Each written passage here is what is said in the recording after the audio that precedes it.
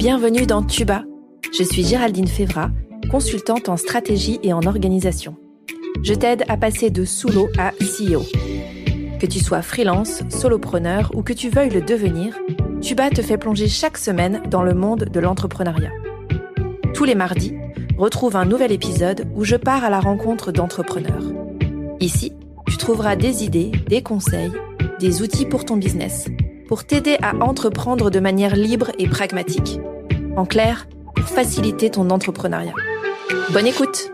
Hello! Aujourd'hui, on est sur un épisode un petit peu spécial de Tuba parce que je vais te raconter les dessous de Tuba, parce que c'est un peu le but de ce podcast de manière générale. Et surtout, je vais te faire un retour d'expérience sur le podcast, ce qui a été mon cheminement et quels sont mes résultats à date.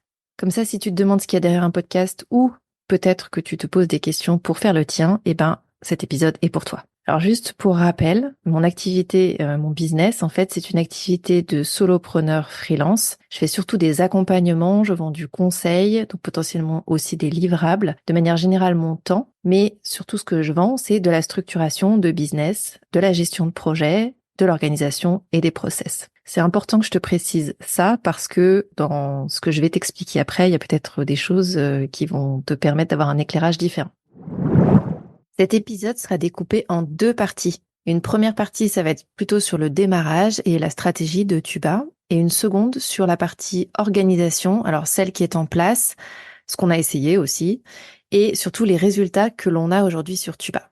Dans cette première partie, on va parler du pourquoi j'ai voulu me mettre au podcast alors que je n'y connais absolument rien au démarrage, et quelle a été ma stratégie pour arrêter de procrastiner et enfin passer à l'action sur la mise en place de Tuba.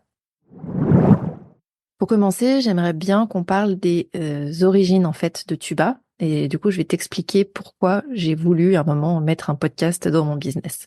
Stratégiquement, j'ai commencé en fait à m'intéresser au canal du podcast parce que j'avais un canal d'acquisition principal de mes clients qui était LinkedIn. Donc je publiais sur LinkedIn, mais c'était à peu près tout ce que j'avais au démarrage. J'avais un canal de transformation de leads en clients ensuite que j'ai mis en place, c'est-à-dire la newsletter. Donc en clair, stratégiquement, LinkedIn me permettait d'avoir des abonnés, de connecter avec des gens que j'essayais ensuite d'envoyer dans une newsletter.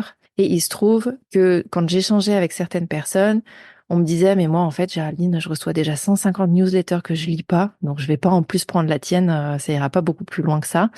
Donc je m'abonne pas. Par contre, j'aime beaucoup les podcasts, etc. Donc ça a un peu commencé comme ça, à entendre des gens qui appréciaient en fait le canal de la voix plutôt que de l'écrit. Et où j'ai commencé à me dire, ok, stratégiquement, peut-être que ça peut être intéressant pour moi d'ajouter un canal quelque part supplémentaire. Ce que je cherchais en fait quand j'ai commencé à réfléchir au podcast ou à un nouveau canal de manière générale, je cherchais à accroître la visibilité que j'avais et celle de ma boîte. Je cherchais à être reconnue sur mon marché et je cherchais aussi, et sans doute surtout, la confiance et la proximité, déjà pour connecter en fait avec d'autres humains. Alors bien sûr avec l'idée de vendre potentiellement derrière, mais déjà plutôt cette idée de connexion avec d'autres humains, à la fois pour partager avec d'autres entrepreneurs, pour avoir leur retour, savoir comment eux ça se passait dans leur business, parce que ça m'a un peu manqué moi en fait quand je me suis lancée. Et puis aussi pour que ça puisse aider potentiellement d'autres personnes pour découvrir d'autres manières de faire, d'autres techniques, etc.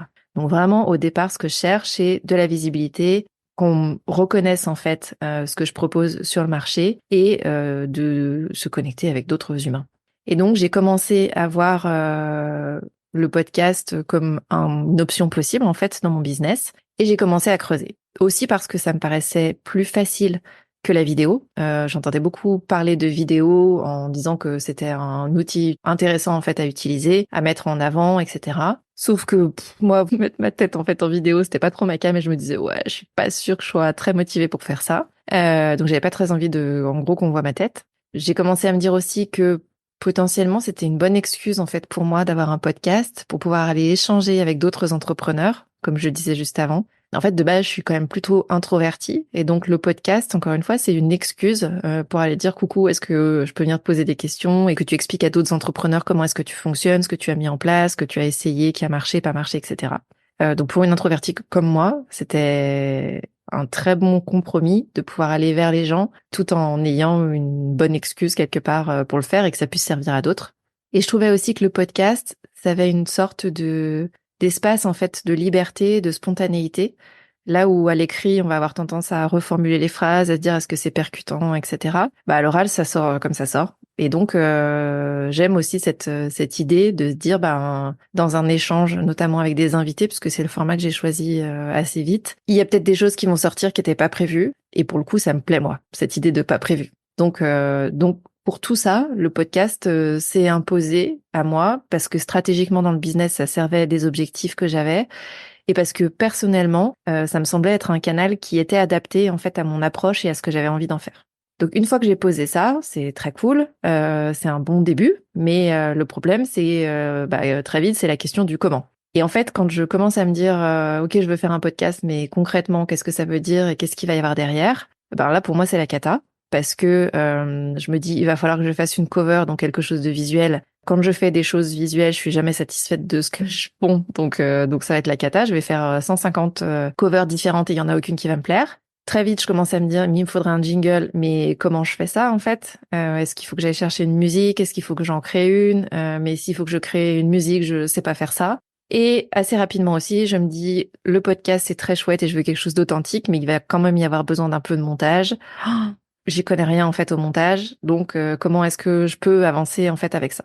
Donc ça, c'est vraiment assez vite les freins, les obstacles que je vois à la mise en place du podcast. Et surtout, je me dis, si je dois faire ça toute seule, en fait, je vais le procrastiner, je vais passer 3 plombes à faire ça, je vais trouver plein d'excuses pour faire autre chose à la place. Au final, je vais pas avancer en fait sur mon envie de podcast et je vais être frustrée et je vais lâcher l'affaire avant d'être allée au bout. Il se trouve que à ce moment-là, j'avais croisé déjà Justine Arma. On avait enregistré un podcast ensemble sur son podcast Déclic. Et ensuite, je l'ai eu comme mentor dans un programme que je suivais. Et en fait, le fait de la croiser, de la recroiser, de la re-recroiser, ça a permis déjà de moi de me mettre en confiance avec elle. Et puis de me dire que quelque part, on se connaissait un peu. Et surtout, en fait, quand j'ai commencé à discuter avec elle et de ce qu'elle proposait sur Mova, je me suis rendu compte que ce qu'elle proposait, c'était exactement mes cailloux dans la chaussure que j'avais. C'est-à-dire qu'elle allait faire la cover avec son équipe pour moi. Ils allaient faire le jingle et possiblement, ils allaient m'aider ou m'expliquer comment faire le montage. Donc, très vite, je me suis dit, OK, en fait, si je veux y aller et sans que ça prenne 4 ans, il faut que j'y aille avec elle. Et donc, go quoi. Donc, je rentre dans Mova à ce moment-là, qui est le programme de Justine, et je commence à bosser sur à qui je m'adresse, pourquoi est-ce que je veux avoir un podcast, quels sont mes objectifs, etc. Je veux juste faire une parenthèse ici, et ça n'est que mon avis, donc vous en faites ce que vous voulez. Mon avis, c'est que c'est déjà pas mal, en fait, je pense, d'être lancé dans son business et d'être au clair sur ce qu'on propose, sur qui est la cible, quels sont ses obstacles, etc. Parce que pour moi, le risque, si on n'est pas au clair avec ça, c'est de lancer en fait un podcast avec une cible qui est peut-être pas forcément celle qu'on veut toucher ou pas forcément avec l'axe ou l'angle qu'on veut avoir non plus. Et donc, c'est le risque de peut-être se lancer dans un projet qui va devoir rebouger très vite derrière. Et c'est quand même un investissement temps au démarrage qui est assez fort. Donc, le risque de partir en fait dans la mauvaise direction. Donc voilà, parenthèse refermée. Mais moi, j'étais contente d'avoir déjà bossé en fait avant sur qui est ma cible, quelles sont ses attentes, quels sont ses besoins, quels sont les médias qu'elle utilise ou qu'elle n'utilise pas. Je pense que vraiment, ça m'a simplifié le job en fait sur ce que j'ai eu à faire ensuite dans le programme de Justine. Bref, je bosse donc sur ma cible, etc. Et très vite se pose la question de quelle est la durée d'un épisode, quelle va être la fréquence, est-ce que je fonctionne par saison ou pas. Pour ce qui est durée de l'épisode et fréquence, moi je l'utilise beaucoup avec LinkedIn, les sondages. Parce que quand je sais pas moi, je me dis qu'il y en a d'autres qui doivent savoir. Et surtout quand je sais pas moi, je me dis que ma cible, il vaut mieux la questionner pour avoir des infos et pour pouvoir répondre le mieux possible à ce qu'elle attend. Donc, pour tout ce qui est durée, fréquence, j'ai fait des sondages en fait, c'était pendant l'été. Et pendant l'été, ça va bien manifestement sur LinkedIn de juste cliquer sur une réponse au sondage, ça nécessite pas d'écrire un commentaire, etc.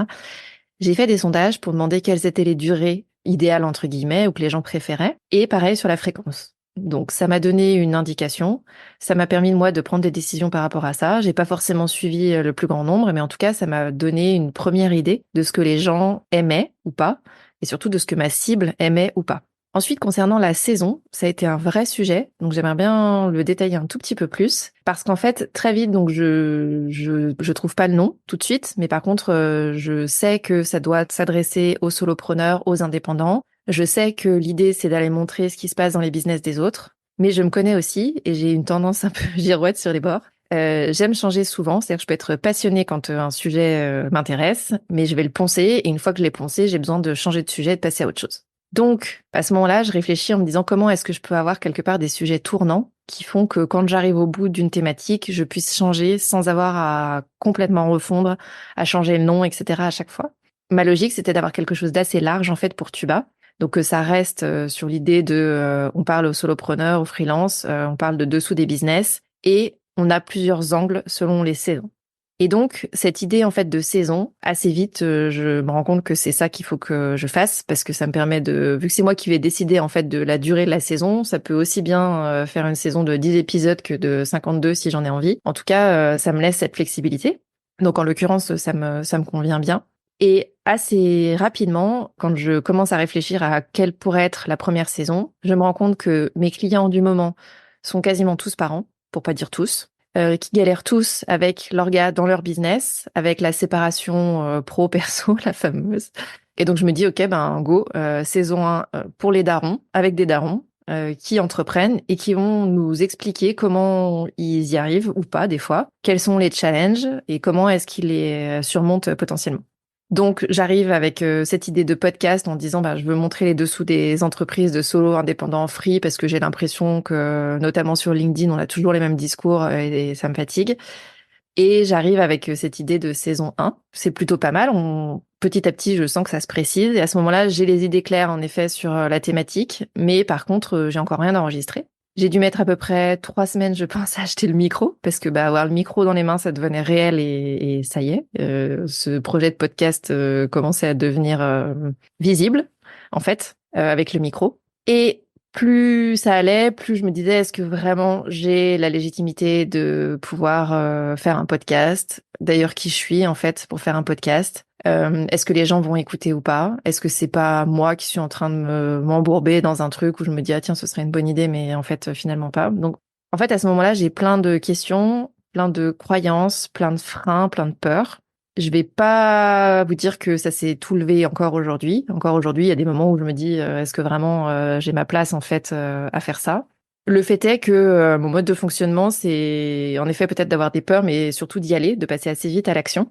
Et en l'occurrence, ça, c'est ce que j'ai fait. Donc je me suis dit, ok, bon bah maintenant j'ai le micro, go quoi. Et il se trouve que très peu de temps après avoir reçu le micro, l'équipe de Justine m'envoie le jingle, m'envoie la cover. Et là, je me dis, bon, bah, ça y est, c'est maintenant, ça prend forme, donc go. Donc, je commence à scripter, c'est-à-dire à plutôt écrire dans les grandes lignes le premier épisode, ou l'épisode 0, qui explique pourquoi tu bats, pourquoi cette saison, etc. Je l'enregistre. Donc, je suis hyper fière de moi. Je me dis, ça y est, trop bien. J'ai un jingle, j'ai une cover, j'ai un premier épisode d'enregistré. Ça y est, vraiment, ça prend forme. Et j'arrive à l'instant fatidique du montage. Et là, je me dis, waouh, ça y est. Mes angoisses en fait par rapport à la technique reviennent et je me dis ben là il va falloir monter. Potentiellement il y a des choses à couper, il y a des choses à ajuster. Et j'ouvre Audacity qui en l'occurrence est l'outil qui est mis en explication, en tuto dans l'accompagnement de Justine. J'ouvre Audacity et je me dis c'est quoi ce truc en fait? J'ai les yeux qui saignent. Je me dis très vite je vais pas pouvoir faire ça. En fait c'est pas possible. J'ai pas envie de me former à ça. Ça ne m'intéresse pas. J'ai pas envie de passer des heures à faire des tutos. Et surtout, il y a un truc où je me dis vraiment, ça va pas être possible. C'est que le montage, ça veut dire qu'il faut que je réentende ma voix plusieurs fois pour faire le montage. Et à ce moment-là, c'est pas possible. En fait, pour moi, je me dis, c'est fait encore un truc. Au-delà de la technique, en fait, il y a le fait aussi de me réécouter. Et donc, si je me réécoute, je vais trouver ça nul. Donc, je vais vouloir couper. Donc, je vais vouloir refaire et refaire et refaire. Et en fait, le truc va être sans fin. Bref, à ce moment-là, j'en discute avec Justine qui me met en contact avec Gaëtane et qui me dit ben écoute Gaëtane sait faire le montage, elle le fait pour d'autres, discute avec elle, vois si ça passe dans ton budget et vois comment est-ce que tu peux gérer avec elle cette partie-là ou lui faire gérer. Et en fait ben direct on prend contact avec Gaëtane, elle monte, ça se passe trop bien et là je me dis ok ben c'est bon go on part comme ça. Donc on part comme ça. Ça y est, l'épisode 0 est tourné, il existe, il est monté et il est prêt à sortir. Et donc je me dis, ben, faut que j'aille chercher les premiers invités. Les premiers invités, en fait, j'ai fait surtout avec des copains, pour me rassurer, avec des gens en tout cas que je connaissais, des entrepreneurs que je connaissais avec qui on avait déjà discuté, etc. Vraiment, moi, ça me rassurait. Alors, je sais pas si c'est un conseil à donner de manière générale, mais le fait que ce soit pas des inconnus enlève quand même un peu, je pense, d'inconfort. Donc, sur les premiers épisodes, en tout cas pour moi, j'ai trouvé ça très cool. Et dès le premier épisode, vraiment tout premier avec invité, je me mets dans un truc qui techniquement va être plus compliqué que si j'avais un seul invité parce que je choisis d'en avoir deux. Et sur un sujet qui est, mes deux invités ont une relation familiale puisque c'est le père et la fille. Et sur un sujet qui me touche particulièrement puisque moi j'ai perdu mon père très jeune et donc forcément ce sujet est extrêmement fort pour moi. Et donc bien sûr, sans pression, hein, je choisis ce sujet-là pour le premier épisode histoire de se rajouter un peu de de challenge. Bref, donc on fait cet épisode à 3 qui est très chouette avec des moments suspendus de fou. Donc je passe un super bon enregistrement. Pour la petite histoire, Gaëtane me dira après coup qu'elle avait jamais fait de montage avec 3 personnes. Donc on était vraiment sur un niveau de challenge assez avancé. Et pour elle et pour moi, pas pour les mêmes raisons, mais voilà. Donc c'était assez rigolo. Mais en tout cas, ce premier épisode est enregistré, est monté et est prêt à sortir. Et ensuite, eh ben voilà, c'est vrai que le fait d'avoir eu encore une fois des copains sur les premiers épisodes, moi, m'a vraiment mise en confiance, m'a permis de me rassurer. Ça a commencé à me permettre aussi d'avoir des premiers retours qui étaient ultra positifs, ultra encourageants. Et donc, ça m'a motivée aussi pour continuer et pour en faire d'autres. Voilà, tu sais tout sur pourquoi j'ai voulu lancer un podcast et comment est-ce que je m'y suis prise. Dans la deuxième partie de cet épisode, découvre l'organisation que l'on a mise en place et comment surtout on l'a fait évoluer. Et puis à la fin, tu auras toutes les informations sur les chiffres de Tuba.